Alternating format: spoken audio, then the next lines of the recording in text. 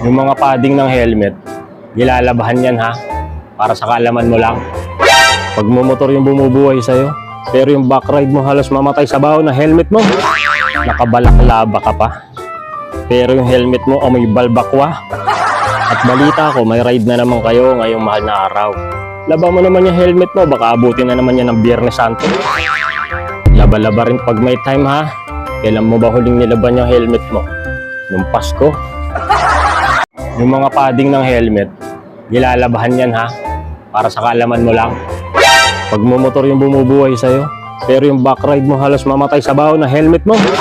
Nakabalaklaba ka pa, pero yung helmet mo amoy balbakwa. At balita ko, may ride na naman kayo ngayong mahal na araw. Laba mo naman yung helmet mo, baka abutin na naman yan ng Biyernes Santo. Laba-laba rin pag may time ha. Kailan mo ba huling nilaban yung helmet mo? Nung Pasko.